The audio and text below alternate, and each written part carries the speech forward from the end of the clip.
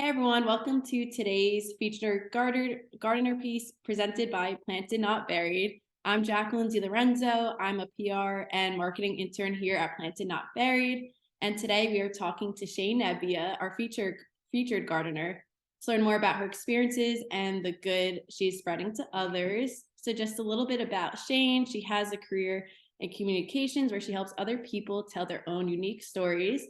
And she's used her passion for storytelling to help bring awareness and acceptance to a cause that is close to both her and her family. She is the author of They Call Me Brave, a book inspired by her niece Ava, who is bravely battling childhood cancer. And today we are looking forward to getting to know more about Shane, Ava, and this worthwhile cause. So, hey Shane, thank you for doing this interview. Thanks for having me.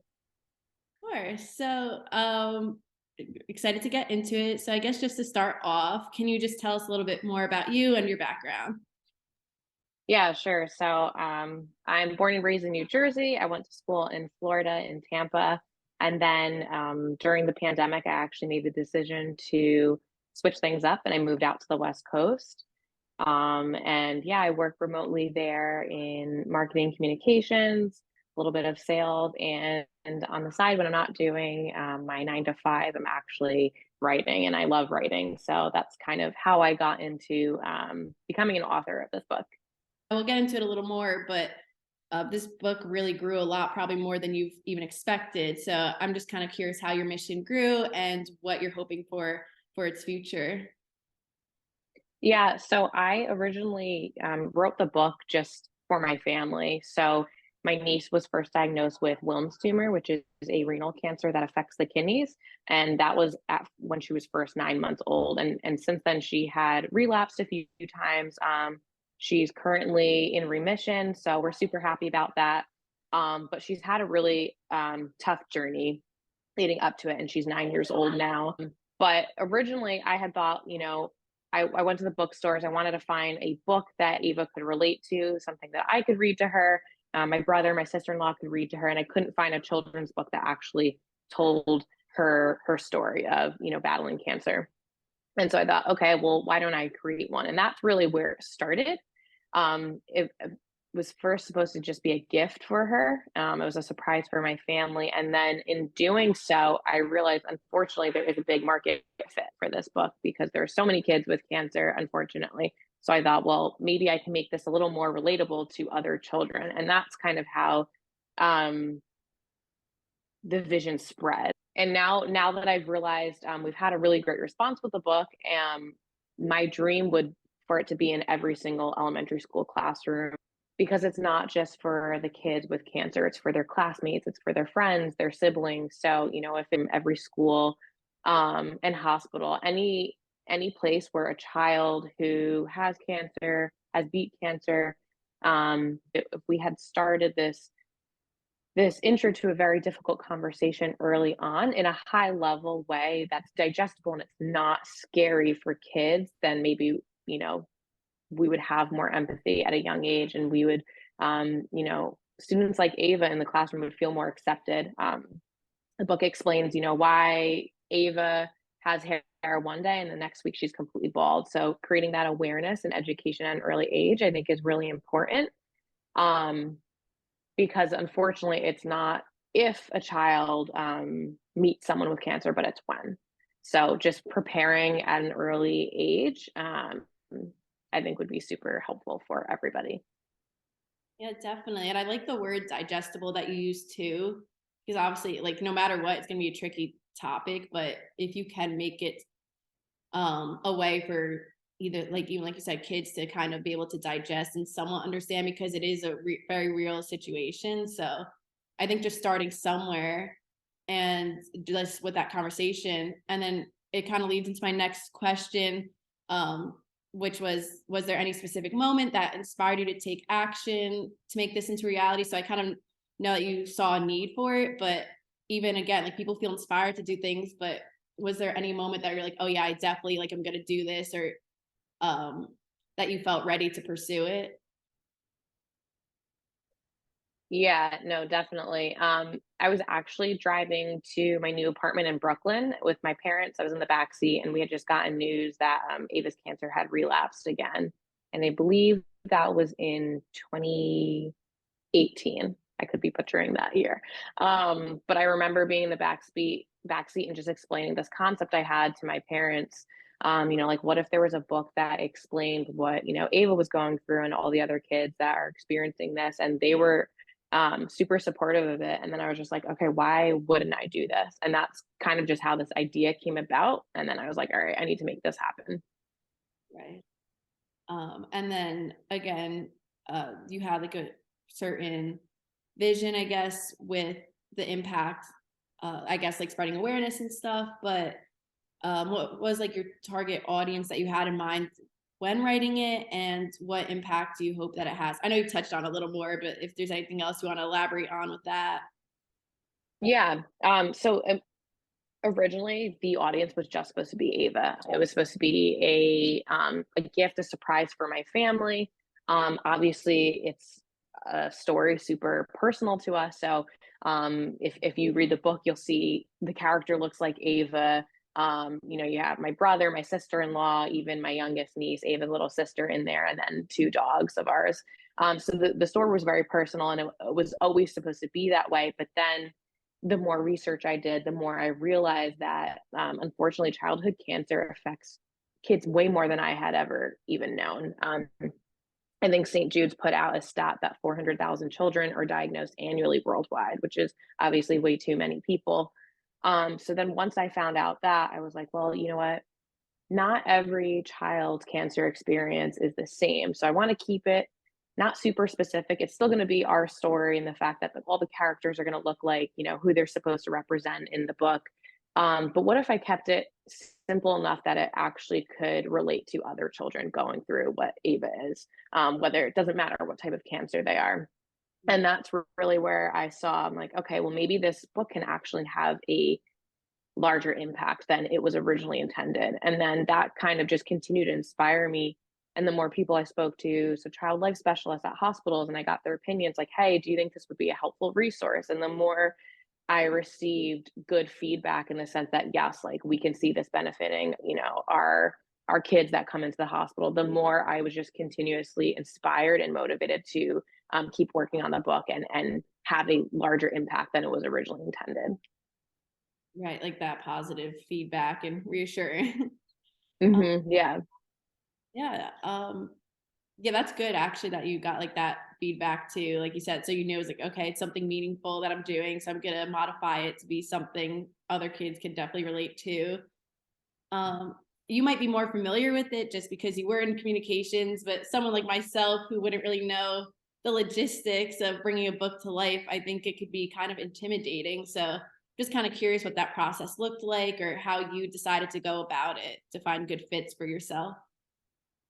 Yeah, no, that's a great question. And there definitely, I feel like there isn't just like one blueprint on how to write a book, especially a children's book. And I think that most people, and I definitely had this mindset going into, I'm like, oh, how hard can it be? Children's books are so simple. It's a few lines of text and then, a beautiful image or whatever, something simple. And there's actually like way more work that goes into it, which I had no idea about. So I would say for anyone looking to do something similar, just write it out physically, type it out, whatever works best for them.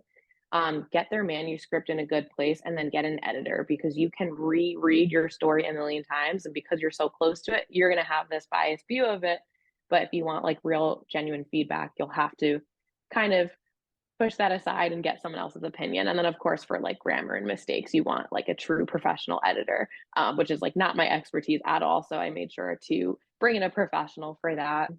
And then the other thing too, when it comes to publishing a book, you can go two routes. You can self-publish, or you could try to pitch your story to a big publishing house, so like Penguin Random House, one of those big companies. And there's pros and cons for each. For me, the pros of self-publishing outweighed the pros for pitching it. For one, pitching it, there's no guarantee that you'll get a response. So if time is of the essence, and for me, this project it was super time sensitive. I wanted to get it out as soon as possible, which is why I decided to self publish. And also, too, when you go with a big publishing house, you actually give up all creative rights. So they can come in, they can change your manuscript. They can also, they usually are the ones who are contracting the illustrator. So for me, again, it was such a personal story. I wanted full creative control and to kind of dictate what each page looked like, which is why I wanted to self-publish. So I'd say to also think about that aspect too for what you want. Yeah, that definitely makes sense, especially if it is for a certain cause. You have probably like your own personal feelings towards it, like you said. So I think that's a good idea and thing for people to know as well if they didn't know that. So a lot to consider that. Yeah.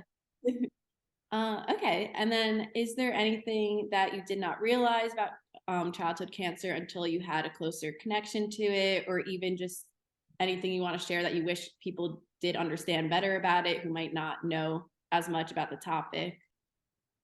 Yeah, I would say one thing that shocked me in doing research is that only about 4% of all federal funding goes to childhood cancer research, which is insane because you see all the other things that our money is going to. And I think that's pretty shocking, especially with the amount of children that are diagnosed annually worldwide, and even in the United States.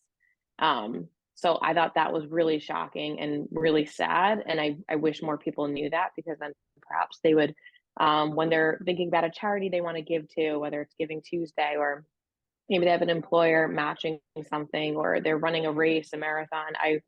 I want people to think about childhood cancer more than they might, just because I think a lot of people don't realize how minimal the funding is that's actually going towards the research. So that was pretty surprising to me. Yeah, I think if more people knew that, they would also be pretty shocked too. And it would be nice to see a shift in that, like you said, just even just top of mind more when we talk about cancer. It is probably uncomfortable because it is obviously terrible, especially like childhood cancer. But if we address it and accept it, it makes it better for everyone and help the people who are dealing with it. So that is crazy, though. Hopefully, yeah, we could do something about that. Yeah, exactly. Yeah, like let people know that because I'm sure other people definitely feel the same. What advice would you give someone who also might be interested in starting a project of their own, maybe to even support a worthy cause, or anything you wish you knew or would find helpful going into this area? Yeah, I think that's a great question. And as corny as it might sound, I would say like, and without sounding like Nike, I would say just do it. like, um, It's for true. myself, yeah, exactly. And like for myself, I found I kept getting the same cycle of like trying to perfect something. And like the reality is nothing will ever be perfect that you create. And you will always be your biggest critic. And if something's worthy, if you know, if there's a cause that's worthy of you and that you know something you create can help that, then that's reason enough just to move forward. And if it means making baby steps, do that. Analysis paralysis is completely real. Like I found myself so many times just like avoiding things or procrastinating because I didn't know what I was supposed to do. Therefore, I was like, well, I guess I can't do anything. And I kept getting in this kind of mindset. And you just need to break it because chances are what you're creating is worth it and can help others. So hopefully, just reminding yourself that will be enough kind of like fuel to push you forward. Right. Yeah, I think analysis paralysis, I like that you said that because that's definitely real for a lot of people, I think, especially like I relate to that too. Especially you want to do things that you care about justice as well. So it can kind of Exactly. overwhelming, I'm sure, especially if you are doing something that's personal to you and your family. Like you want to do it the right way, but again, it's better to start with something, and it can always evolve or be edited or whatever. But doing, just doing it, Yeah. I guess. But yeah, I get that for sure.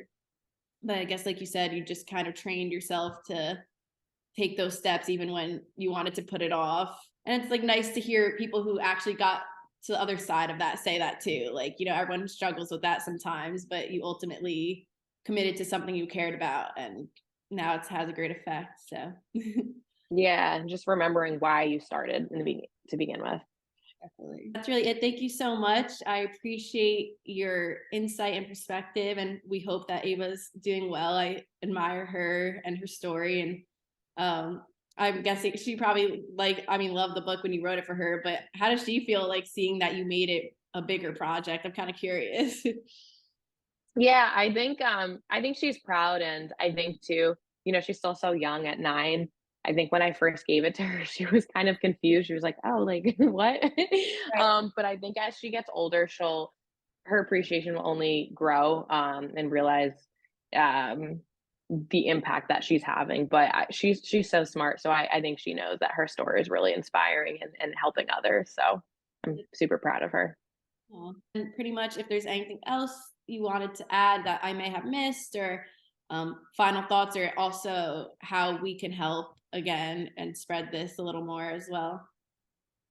Yeah, well, thank you for having me on here, but I guess the main thing is if anyone who's watching this knows of a teacher or someone who works in the school system, a library, hospital, nonprofit that could use this book as a resource, I would love to hear from them. Purchases can be made on Amazon, but for bulk orders, we can place them directly through me. And my contact would just be on my website, which is shanenebbia.com.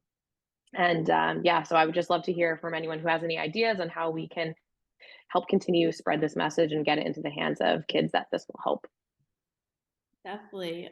So I could also put this will be written in an article, and this video will be in the article. So I could definitely link the website, check out more about your story as well, about you, and if anyone wants to get it, that'd be great. So yeah, great book. So everyone should definitely go check it Thank out. you. If you can't purchase, just spread the word. Maybe someone else would be interested in seeing it or purchasing it. So if you're watching this, definitely look into the books, and also spreading this message that we should look into and accept childhood cancer. And you know, it is crazy that, like, hopefully spread more awareness. But yeah, that's really it.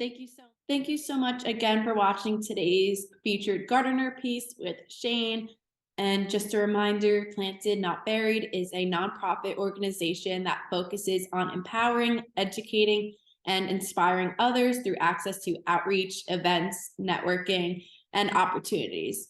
So please feel free to learn more at plantednb.com. Check out our link tree as well, linktree/plantednb, or follow us as well on social media at plantednb to stay up to date with everything and see what else we're sharing. So thank you again for watching, and have a great day.